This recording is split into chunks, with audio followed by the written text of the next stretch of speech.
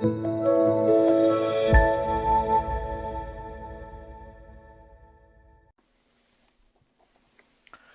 반갑습니다. 자, 우리 오늘부터 드디어 사회복지 4.1급 국가고시의 마지막 영역인 사회복지 법제론을 시작을 하겠습니다. 법제론 분량도 어마어마하게 많고, 그죠? 예, 내용도 조금 어렵다고들 얘기하시는데, 여러분 법제론이요, 우리 앞에서 정책론 시간에 법제론에서 다뤄야 될 법들, 그러니까 사회보험 관련된 법과 공공부조 제도와 관련된 법을 이미 다 공부 끝내셨습니다.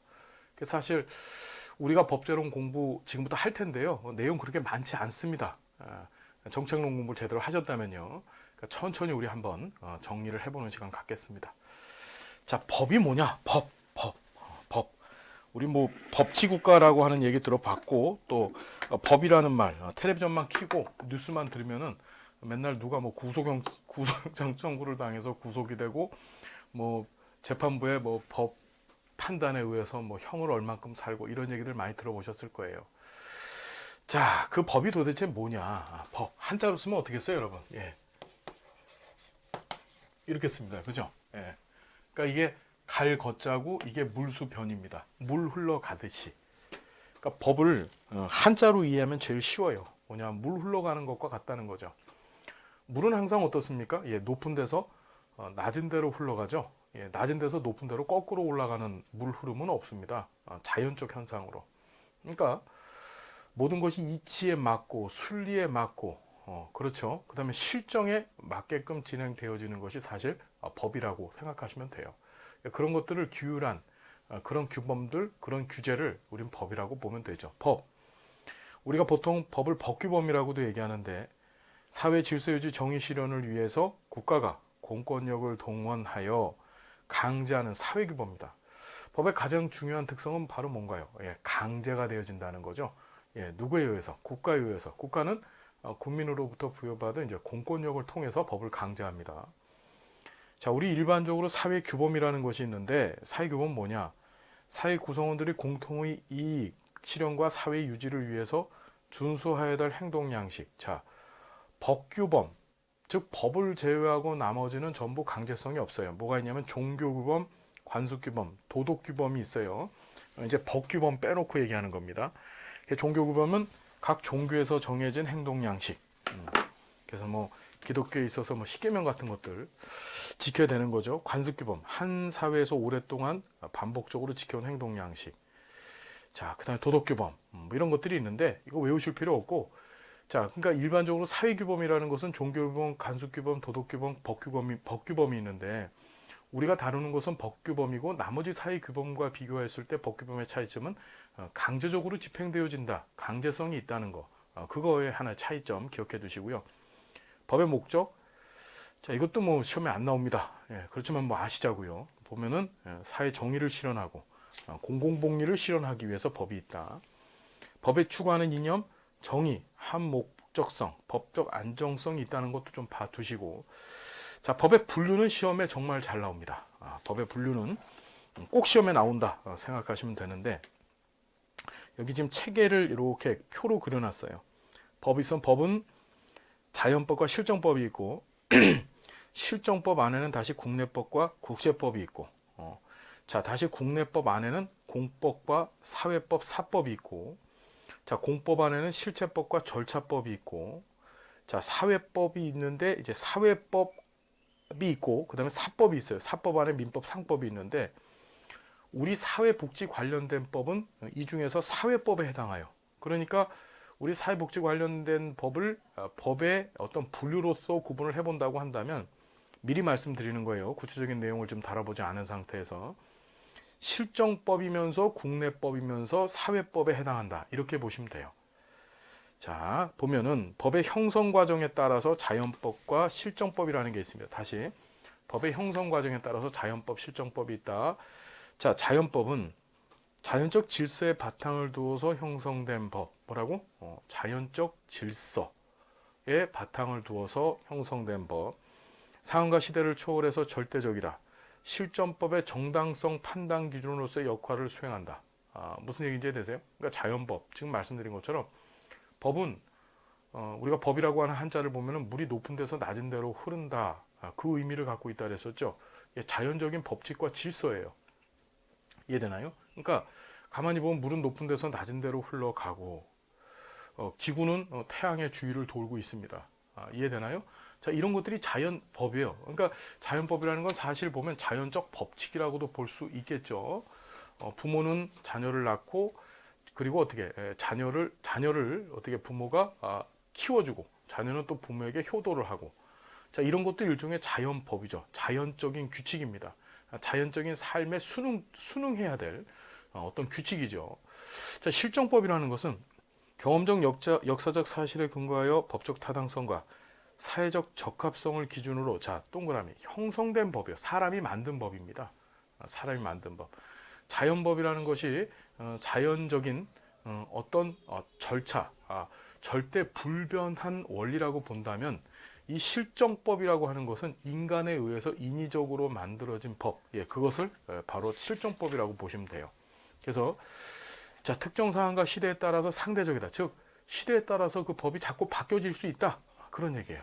우리는 실정법을 다루는 거죠. 지금부터 자연법을 다루는 게 아닙니다. 자연법은 저 물리학, 화학, 그렇죠? 뭐 생물학 이런 데서 자연법을 다루는 거고 우리가 이 법학론, 이 사회복지 법제론에서 다루는 건 이제 실정법이죠. 법의 제정 주체와 효력에 미치는 범위에 따른 분류에서 국내법, 국제법이 있어요. 국내법은 한국과의 주권이 미치는 범위 내에서 효력을 가지는 법. 그러니까 이 땅, 이 대한민국이라고 하는 이 땅 내에서만 효력이 미쳐지면 그게 국내법. 그런데 국외법은 다수 국가들 사이에서 효력을 가지는 법, 즉 국가와 국가 간에 효력 갖는 법을 이제 국제법이라고 합니다. 국가 상호 간의 관계 또는 국제 조직을 규율하는 내용들이 이 안에 포함되어 있고요. 법이 규율하는 생활 관계 실체에 따른 분류해서 자, 공법, 사회법, 사법이 있어요. 자, 공법을 강행법이라고도 하고 사회법도 강행법입니다. 강제로 적용되어지는 법이에요. 사법은 임의법이에요. 자, 무슨 소리냐? 공법은 국가의 조직과 기능, 공익을 작용을 규율하는 법. 자, 헌법, 행정법, 형법, 형사소송법, 민사소송법 이런 것들이 공법에 해당된다. 자, 사회법은 우리가 사회법이라 그랬죠. 수정시민법, 자본주의의 모순 등을 극복하고 해결하고자 등장한 법. 우리 수정시민법 얘기 한번 얘기한 적이 있었었죠. 이게 무슨 소리냐면은 이런 거죠. 시민법. 이거 정책론 하면서 공부하셨었어요. 시민이라고 하는 것이 누구라고 했었습니까? 우리 바로 뭐예요? 그러니까 시민혁명을 일으킨 주체들, 즉 부르주아들에 의해서 형성되어진 법체계가 바로 시민법이었었죠. 그래서 사적 자치, 그 다음에 사유권 재산의 불가침 원리, 그 다음에 과실 책임의 원칙, 이 세 가지 원칙을 갖고서 시민법이 운영된다는 얘기 했었습니다. 자, 그것이 이제 자본주의와 관련되어진, 정확히 얘기하면은 순수 자본주의, 국가가 시장 안에 전혀 개입하지 않은 약용국가적 관점으로 만들어진 자본주의 하에서 형성되어진 법이 바로 이 시민법인데, 자, 거기에 모순이 있었어요. 자본주의의 모순. 지금 보니까 빈부격차 등의 자본주의 모순이 있었죠. 그걸 극복하기 위해서 국가가 쉽게 얘기하면 사회적 약자들의 편을 들어준 법이 바로 이 수정시민법이에요. 사회적 약자들의 편을 들어주기 위해서 만든 법이 수정시민법입니다. 강자들, 즉 부자나 권력가들이 아니라 가난한 자 그리고 권력을 갖지 못한 자들의 편에서 그들의 입장에서 만들어진 법이 바로 사회법, 바로 수정시민법입니다. 자, 사법에 공적인 요소가 개입되어서 사법과 공법의 성격을 동시에 지닌다. 노동법, 경제법, 사회복지 관련 법들이 전부 이 사회법에 해당하더라. 사실 공법, 사회법, 사법 다 몰라도 되고 우리는 사회법만 알면 돼요. 사실은요. 사법 이런 거 잘 몰라도 되고. 자, 사법은 임의법이라고 하는데 개인 상호 간의 생활관계를 규율하는 거, 민법이나 상법이 여기에 해당하죠. 왜 임의법이라고 얘기하냐면은 이런 거야. 공법은 강행이야. 즉 이 법을 지키지 아니하면 거기에 대해서 처벌을 받아요. 처벌을 받습니다. 반면에 이 사법 같은 경우에는 처벌받지 않아요. 처벌 규정이 없습니다. 보통 상호 간의 계약, 그렇죠. 그 다음에 계약 위반에 대한 손해배상, 그 다음에 계약을 통해서 누군가가 부당한 이득을 취했었을 때 부당이득에 대한 환수, 이런 것들이 발생하는 것이 바로 사법이죠. 그래서 우리 민법상에 뭐 위배를 했다. 그래서 누구한테 손해를 끼쳤어요. 그럼 나는 거기에 대해서 보상만 해주면 돼. 그 보상을 안 해줬다고 처벌당하지 않습니다. 민법은요. 무슨 얘기인지 이해되시죠? 민사상은요. 이해되시죠, 여러분? 그러니까 보통 대표적인 게 손해배상이나 또는 부당이득 환수 뭐 이런 것들이죠. 그런 것들은 안 했다고 해서 처벌당하지 않아요. 무슨 말인지 알겠어요? 그런데 공법이나 사회법 같은 경우는 안 하면 어떻게 처벌을 당합니다. 이 처벌이라는 것이 이제 뒤에 가서 공부하시겠지만 형법에서 규정한 벌을 받는 거예요. 감옥에 간다든지 또는 벌금을 낸다든지 이런 일을 당한다는 거죠. 공법이나 사회법은. 그래서 강행법이라고 하는 거예요. 처벌을 받는다. 자, 임의법은 처벌이 없다. 서로 간의 계약, 서로 보통 합의 본다 그러죠. 합의라는 말이 등장하는 게 바로 이 사법이에요. 자, 우리가 공부하는 건 뭐다? 사회법이다. 정리됐죠. 자, 규율하는 내용에 따른 분류. 자, 실제법과 절차법이 있다. 실제법은 법적 권리와 그 의무 자체의 내용에 대해서 규정한 법. 헌법, 형법, 민법, 상법. 절차법은 실제법에 의해서 규정된 권리 의무를 실현하기 위한 절차, 즉 과정을 규정한 법이다. 민사소송법, 형사소송법. 뒤에 소송자 붙어 있는 것들이 절차법입니다. 우리 사회복지 관련 법은 실제법적 성격 갖고 있어요. 어떤 절차를 규율을 하고 있지는 않습니다.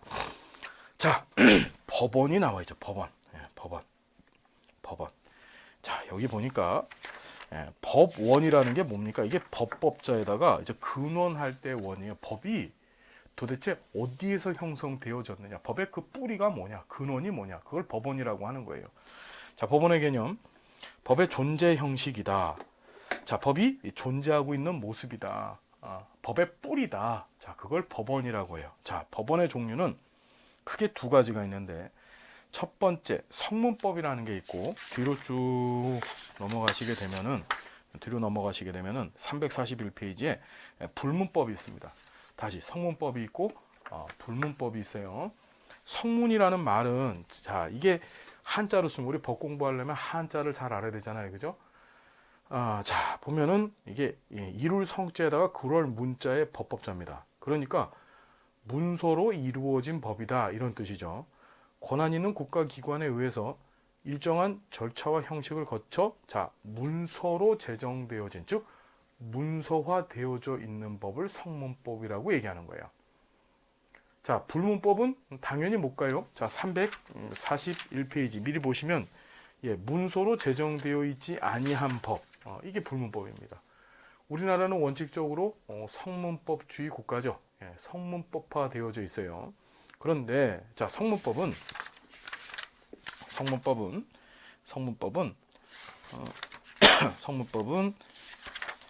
자, 한번 볼까요?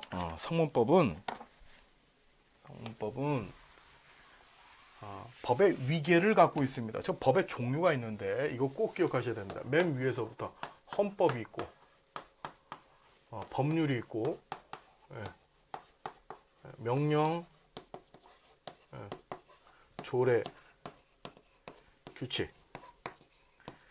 다시 외워볼까요? 헌법, 법률, 명령, 조례, 규칙. 시작. 헌법, 법률, 명령, 조례, 규칙. 다시. 헌법, 법률, 명령, 조례, 규칙. 자, 다시 한번. 헌법, 법률, 명령, 조례, 규칙이라고 하는 총 몇 개? 하나, 둘, 셋, 넷, 5가지의 위계적 종류를 갖고 있어요. 자, 성문법은 이렇게 5가지의 위계적 종류를 갖고 있다. 자, 헌법이 뭐냐?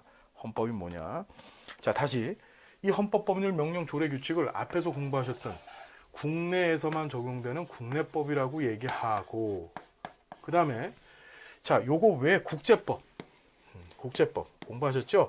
이 국제법과 국내법을 합해서 우린 뭐라고? 이걸 성문법이라고 얘기하는 거예요. 성문법. 국내법과 국제법을 합해서 우린 뭐라고 한다? 성문법이라고 한다. 자, 시험에 이 각각의 헌법, 법률, 명령, 조례, 규칙이 어떻게 만들어지고 이 안에 또 다른 세부 종류가 어떻게 구분되어지는지를 묻는 문제가 맨날 나옵니다. 그러니까 세부적으로 공부를 하셔야 되는데, 그 내용이 헌법에 있어요. 헌법이라고 하는 법 아시죠? 그 안에 있습니다. 자, 헌법 볼게요. 헌법이라는 게 뭐냐? 이 헌자가 무슨 자예요? 이게 법헌자죠. 법헌자. 법헌자고 이 법자는 법법자입니다. 그러니까 헌법이라고 하는 뜻은 법 중의 법이다 이런 뜻이죠. 예, 법 중의 법, 최고 수준에 있는 법. 예, 그걸 헌법이라고 합니다. 그래서 모든 법 가운데 가장 상위법이다. 자, 제정 및 개정 절차. 자, 보세요. 헌법이 어떻게 제정되어지고 어떻게 개정되어지는지를 봅니다. 자, 보면은 헌법을 제정하거나 개정할 때 제안을 하는데 누가 제안을 하느냐? 국회 제적위원회 과반수가 찬성. 우리나라 지금 300명이죠. 예, 국회의원. 그러니까 300명 중에 과반수가 이 제안에 대해서 찬성해야 됩니다. 즉 헌법을 개정하겠습니다 할 때 찬성을 해줘야 돼요. 즉 150명 이상이 찬성을 해줘야 되고 그러면 그걸 대통령이 발의해요. 발의는 누가 해? 대통령이 하게 돼 있어요. 대통령이 이렇게 개정합시다라고 대통령이 발의를 합니다. 다시 국회의 제적의 과반수가 찬성을 하고 대통령이 발의함으로써 제안이 성립되어지고 그걸 공고합니다. 공고할 때 20일 동안 공고해요. 어떻게 하냐면은 헌법을 이렇게 개정하겠습니다 해가지고서 내용을 해서 우리 국회의원들 뽑을 때 국회의원이나 대통령 선거할 때 벽보 붙이죠. 예, 벽보 붙이듯이 전국에 벽보를 붙여놓고 국민들한테 보고하고 알리는 거예요. 그걸 며칠 한다고 21일 동안 해요. 그리고 나서 자 20일 이상 공고한 다음에 60일 내로 국회 의결을 거쳐요. 자 공고가 끝난 다음에 제적 의원 3분의 2 이상이 찬성해야 돼요. 공고가 끝난 다음에 어떻게 제적 의원의 3분의 2 이상이 찬성을 하면 국회 의결을 거친 겁니다. 그리고 나서 국민 투표를 하게 돼 있어요. 30일 이내에. 자, 그래서 국회의원 선거권자 과반수 투표와 즉 국회의원 그다음에 선거권자 과반수 투표와 투표자 과반수가 찬성을 해야 돼. 그러니까 선거권자니까 투표한 사람 전체의 과반수 투표, 즉 절반 이상이 투표를 해야 되고 그리고 그 투표한 사람들 중에 다시 또 절반 이상이 어떻게 돼요? 찬성을 해주면 자 그러면 어떻게 됩니까? 헌법 개정과 제정과 또 개정 절차가 맞춰진 거예요. 그리고 공포는 누가 합니까? 예, 대통령이 하게 돼 있는 거예요. 대통령의 역할은 헌법에 있어서 제안을 발의하고 그걸 또 공포하는 게 대통령의 역할이라는 거 여러분 기억해 두시자고요. 정리됐죠? 자, 두 번째 법률입니다. 이제 첫 번째 헌법 뭔지 공부하셨어요. 법 중에 법. 자, 이 헌법은 국민투표라고 하는 직접민주주의 절차 또는 방식에 의해서 수행되어져요. 우리가 직접민주주의, 우리가 민주주의는 직접민주주의와 간접민주주의가 있죠. 예. 직접민주주의 정치 또는 간접민주주의 정치라고 하는데 정치를 하는 방법이에요. 우리는 보통 간접민주주의 정치를 잘 합니다. 이걸 다른 말로 대의정치라고 해서 국민 전체가 다 정치에 참여할 수는 없어요. 왜? 지금 우리나라 국민이 몇 명이야? 5천만 명인데 5천만 명을 다 정치에 참여를 시킨다고 한다면 아마 난리가 날 거야. 그죠? 예. 자, 그래서 국민을 대표할 수 있는 정치인들을 뽑죠.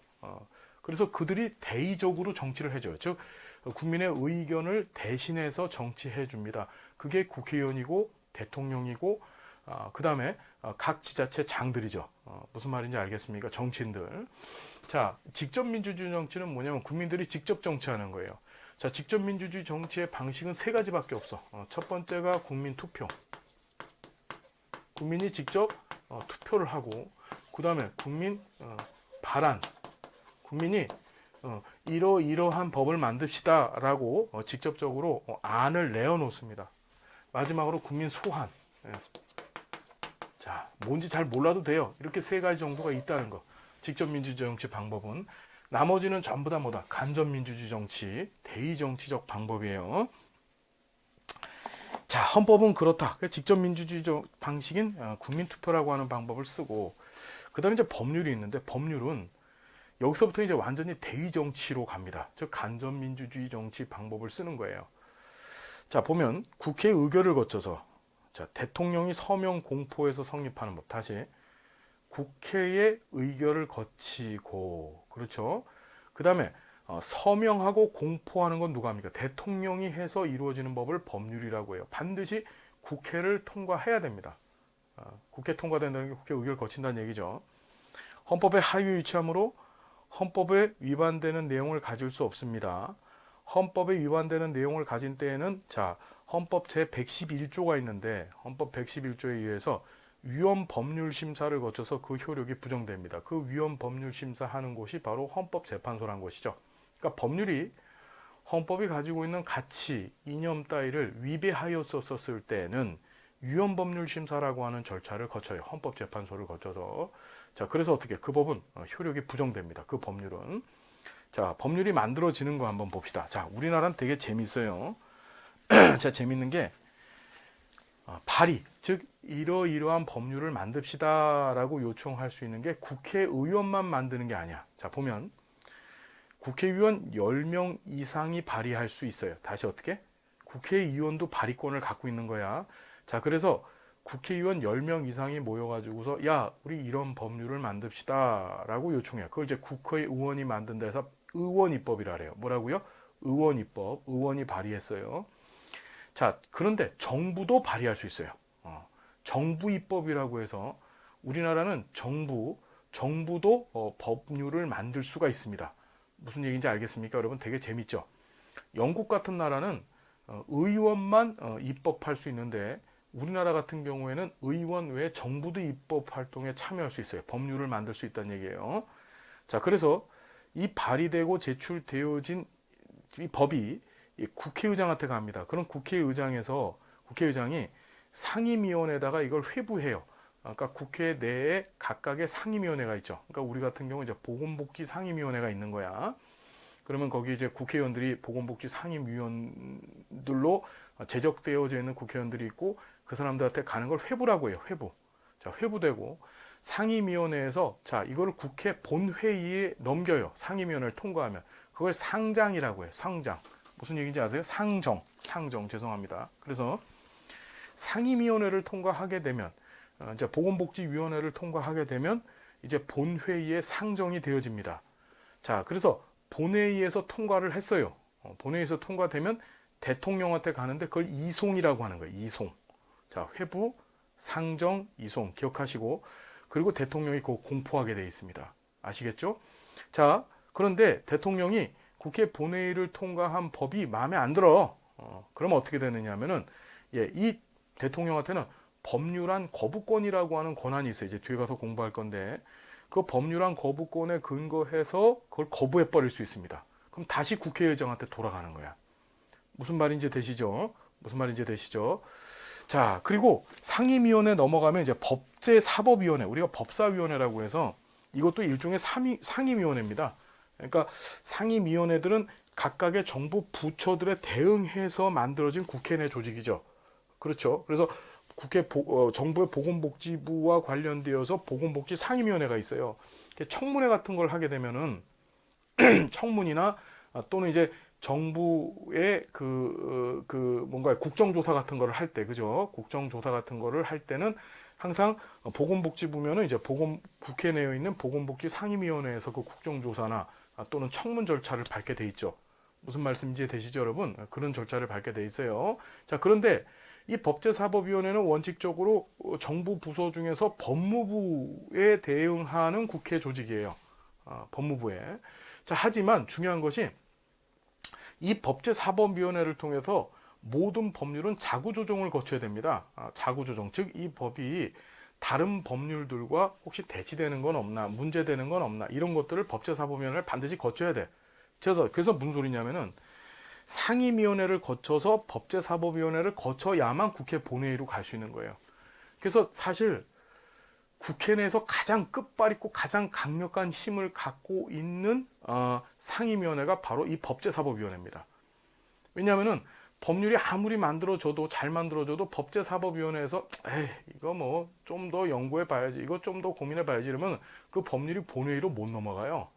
무슨 얘기인지 알겠어요? 그래서 이 법제사법위원회의 위원장이나 또는 법제사법위원들이 되려고 우리 이제 이제 국회의원들 새로 뽑아갖고서 이제 국회의원 선거 끝나고 나면 서로 되려고 서로 난리를 치죠. 서로 법사위원장들 해먹으려고 난리를 치는 거예요.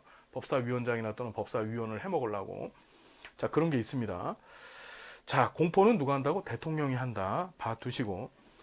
헌법에서 이 재정 관련 절차를 규정하고 있어요. 그러니까 법률이 어떻게 제정되어지는지를 보여주는 게 바로 헌법이다. 자, 보면은 헌법 40조를 봤더니 입법권, 즉 법을 입법하는 것, 법률을 만드는 권한은 국회에 속한다. 됐죠? 국회는 헌법 또는 법률에 특별한 규정이 없는 한, 자, 제적원의 과반수의 출석과, 자, 미줄국회요. 과반수의 출석과 출석위원 과반수의 찬성으로 의결한다. 자, 절반 이상 출석해야 되고, 그리고 출석한 국회의원의 다시 또 절반 이상이 찬성해 줌으로써 이 법률이 국회 본회의를 통과할 수 있는 거예요. 이해되죠? 그러니까 본회의에서 상임위원회에서 법사위원회를 거쳐서 상정된 그런 법률안이 국회를 통과하기 위해서는, 그래서 대통령한테 이송되기 위해서는 과반수 이상 출석해서 다시 과반수 이상이 찬성해 줘야 되는 거야. 됐죠?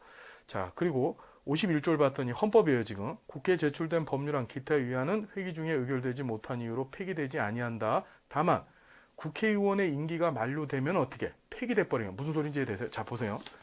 제출한 법률안은 기타 의안은 회기 중에 의결되지 못했다고 해서 없어지는 않는데, 국회의원 임기가 만료되면 어떻게 되는 거야? 그 법률안은 폐기돼 버려요. 무슨 소리냐면요, 이런 거지. 우리가 지금 20대 국회를 맞이했는데 19대 국회의원들이 만든 법률안들이 있어요. 근데 이게 만들었는데 국회 본회의로 가지를 못한 거야. 주로 상임위원회에서 검토를 하거나 또는 법제사법위원회에 묶여져 있어. 그렇죠? 그러면 이거는 없어지진 않습니다. 그 법률안이 폐기돼서 없어지진 않아요. 그런데 국회의원 임기가 끝나버려. 19대 국회가 끝난 거야. 끝난과 동시에 이전까지 만들어놨던 모든 법률안들은 다 사라져버리는 거야. 즉 20대 국회가 시작되면서 이전 19대 때 만들어놨던 법률안들 이렇게 합시다라고 했던 것들, 아직 국회 본회의에 의결을 거치지 못했던 법률안들은 다 그냥 소멸되어 버리는 거야. 이해되죠? 기억하십시오. 자, 국회의원과 정부는, 자, 법률안 제출할 수 있다. 자, 법률안 제출권 누구한테 있다? 국회의원, 정부한테 있다. 그래서 국회의원이 만든 법을 국회입법, 그렇죠? 죄송합니다. 의원입법, 죄송합니다. 의원입법이라고 하고, 정부에서 만드는 법을 이제 정부입법이라고 하는 거예요. 자, 국회에서 의결된 법률안은 정부에 이송돼서, 자, 대통령이 며칠 이내, 15일 이내에 공포합니다. 그러니까 재밌어요. 본회의를 통과했잖아요. 그래서 대통령한테 법률 아니에요. 아직까지는. 대통령이 공포함으로써 법률이 되는 겁니다. 아니라는 건 이렇게 했으면 좋겠습니다 라는 거죠. 아직까지 그 효력이 발생되지 않은 거예요. 법으로서. 그래서 대통령한테 가면은 대통령은 며칠? 15일 이내에 공포함으로써 효력이 발생되는 거야. 그래서 자, 보면 법률안에 이의가 있을 때에는 대통령은 1항의 기간에도 이의서를 붙여서 국회로 환부하고, 국회로 돌려보내는 행위를 환부라고 해요. 이게 법률안 거부권이라고도 얘기하죠. 대통령한테는 국회 왜 이런 법을 만들었어? 나 이 법 안 받아줄 거거든? 이러고서 돌려보내, 그걸 환부라고 하고, 이런 대통령의 권한을 법률안 거부권이라고 합니다. 자, 대통령, 이게 시험에 나왔는데, 사망이, 헌법 제53조 사망이 시험에 나왔어요. 대통령은 법률안의 일부에 대해서 또는 법률안을 수정하여 제의를 요구할 수 없다. 자, 무슨 소리냐면은 법률안이 몇 조에서 이렇게 쫙 나왔을 거 아니에요. 그죠? 그렇죠? 그러니까 이런 법률안을 이제 국회 본회의 통과해서 대통령한테 이송을 시켰는데, 대통령이 요 법률안 중에서 요 조문만 고칩시다. 무슨 말인지 아세요? 요 조문만 고칩시다. 예를 들어 1조서부터 100조까지 있는데 7조가 마음에 안 드니까 7조만 고칩시다. 이거 안 된다는 거야. 무슨 말인지 아세요? 그래서 법률안 일부에 대해서 또는 법률안을 수정해서 제의, 즉 대통령이 고쳐가지고 이걸 다시 국회로 돌려보낼 수가 없다는 얘기야. 그러니까 부분적으로 고치거나 또는 대통령이 자기 마음대로 이 법률안을 고쳐서 국회로 돌려보낼 수가 없다는 얘기. 자, 그래서 다시 한번 이게 시험에 나왔습니다. 법률안의 일부에 대해서 또는 법률안을 수정해서 제의를 요구할 수가 없다. 제의라는 게 뭐예요? 다시 의논하게끔, 어디? 국회에서 못하겠다는 거죠. 제의 요구가 있을 때는 국회는 제의에 붙이고, 제적 의원 과반수의 출석과 출석 의원 3분의 2 이상 찬성으로 전과 같은 의결을 하면 그 법률안은 법률로서 확정된다. 자, 보시고요. 자, 대통령이 1항의 기간 내에 공포나 제의 요구를 하지 아니한 때에도 법률안은 법률로서 확정될 수 있어요. 그러니까 공포나 제의 요구하지 않고 대통령이 가만히 있어. 즉 자신이 갖고 있는 법률안 거부권을 행사하지 않고 가만히 있는 거야. 공포도 안 하고 법률안 거부권도 행사하지 않아. 그러면 공포 안 한 상태에서도 저절로 어떻게 그 법이 법률로서의 효력을 갖게 된다는 거예요.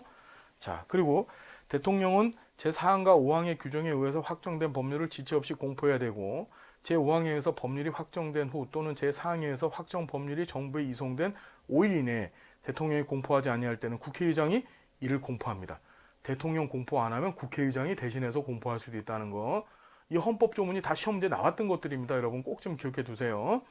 자, 법률은 특별한 규정이 없는 한 공포한 날부터 20일을 경과함으로써 효력이 발생되어진다. 자, 이게 보통 경과 규정이라고 하는데 이런 거예요. 이제 보통 법에 보면 부칙이라는 걸 달아요. 부칙이라는 걸 달아서 이 법은 몇 년도 몇 월 며칠부터 시행한다. 이렇게 부칙을 달습니다. 달아놔요. 이런 규정이 없으면, 그러니까 법에 이런 규정이 없으면 무조건 대통령이 또는 국회의장이 공포를 딱 한 그 순간서부터 며칠, 20일이 지나면 저절로 효력이 발생되는 거야. 무슨 말인지 알겠죠? 이런 경과 규정, 그러니까 몇 년도 며칠부터 효력이 발생한다라는 별도의 부칙 규정이 없는 한 법률 안에 이해되죠? 예, 그러면 어떻게 저절로 자동적으로 법률 공포 후에 20일 뒤에 이 법의 효력이 발생한다. 기억하시고, 자, 세 번째 명령입니다. 명령. 자, 헌법 제75조, 95조 등에 근거해서 자, 국회 의결을 거치지 않아요. 명령은 국회 의결을 거치지 않고 행정기관, 즉 정부 조직에 의해서 제정되는 법이 바로 명령입니다. 다시 뭐라고? 정부 조직에 의해서 제정되어지는 법이 법률이에요. 명령이에요. 자, 헌법 제75조를 봤더니 대통령은 법률에서 구체적으로 범위를 정하여 위임받은 사항과 법률을 집행하기 위해서 필요한 사항에 대해서 대통령령을 발할 수 있고 95조 봤더니 국무총리 또는 행정각부의 장은 소관 사무에 관해서 법률이나 대통령의 위임 또는 직권으로 총리령 또는 부령을 발할 수 있다. 자, 명령의 종류가 3개 나오는 거죠. 지금 보니까 명령의 종류가 3개 나왔어요. 명령이 첫 번째가 대통령령. 대통령령. 그래서 헌법 제75조에 나와 있는 거고 또 헌법 95조에서는 자, 뭐가 있어요? 총리령. 국무총리 있죠? 예, 국무총리도 영을 내리실 수 있고 자, 세 번째가 부령이에요. 부령. 부령이라는 게 우리 보건복지부, 행정안전부 이런 식으로 각부 장관들이 내리는 영이에요. 장관들이 내리는. 자, 명령의 종류는 몇 개가 있다? 3가지. 대통령령, 총리령, 그다음에 부령이 있다. 자, 법률의 하위에 위치하므로 법률이나 상위 명령에 위반되는 명령은 인정되지 아니한다. 자, 법률에 위반되면 안 돼요. 명령은. 그리고 상위 명령이라는 게 대통령령, 총리령, 부령 순서입니다. 이게. 그래서 총리령은 대통령령에 위배되면 안 되고 부령은 총리령에 위배되면 안 돼요. 역시 부령은 대통령령에 위배돼서도 안 되겠죠. 자, 바로 그 얘기입니다. 형태는 대통령령, 총리령, 부령이 있다. 자, 실정법에서는 시행령, 시행규칙 등이 법규 명령에 해당한다. 무슨 소리냐면은 이 대통령령을 일반적으로 시행령이라고 하고 부령을 그 다음에 총리령을 일반적으로 시행규칙이라고 얘기를 해요. 대통령령을 뭐라고 해? 시행령. 총리령과 부령을 시행규칙이라고 얘기합니다. 우리나라의 총리도 총리령, 부령을 묶어서 시행규칙이라고 하더라. 정리됐죠? 자, 시행령. 일반적으로 어떻게 대통령령으로 공포되고 목적은 법률에서 위임된 사항과 그 시행에 필요한 사항을 정합니다. 그래서 시행령이라고 이름을 지은 거야.